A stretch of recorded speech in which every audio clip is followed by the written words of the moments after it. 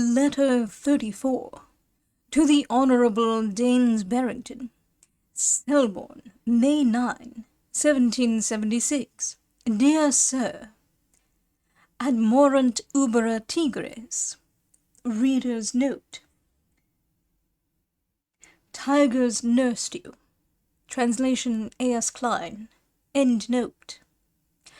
We have remarked in a former letter how much incongruous animals in a lonely state may be attached to each other from a spirit of sociality.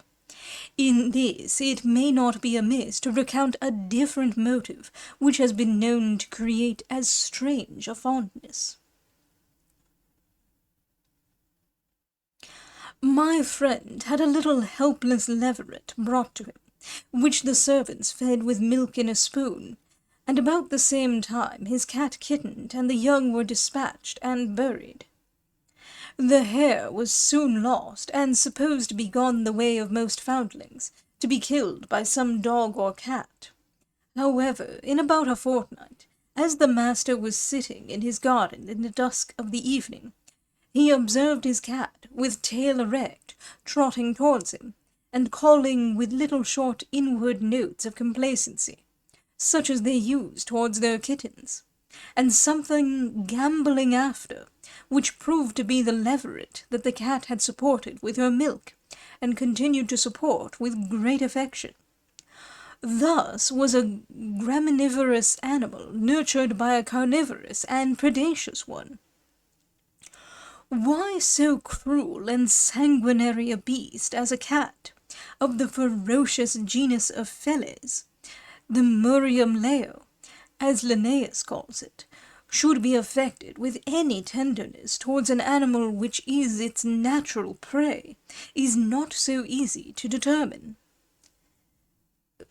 This strange affection probably was occasioned by that desiderium, those tender maternal feelings which the loss of her kittens had awakened in her breast, and by the complacency and ease she derived to herself from the procuring her teats to be drawn, which were too much distended with milk, till from habit she became as much delighted with this foundling as if it had been her real offspring.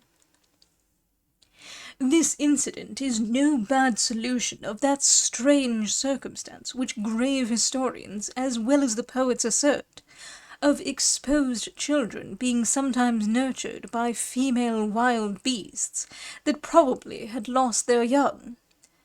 For it is not one whit more marvellous that Romulus and Remus, in their infant state, should be nursed by a she-wolf, than that a poor little sucking leveret should be fostered and cherished by a bloody grimalkin.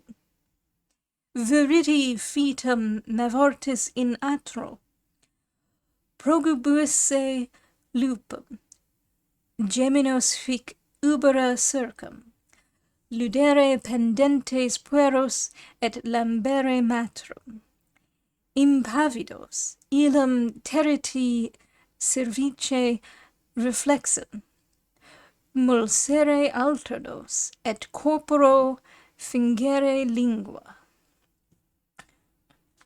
Reader's Note.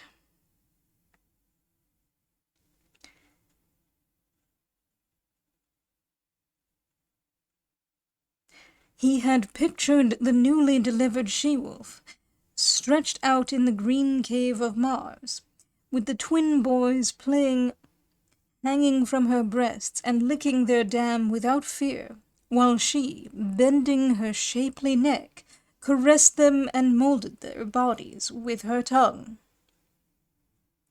Translation Peter Yearsley. End note.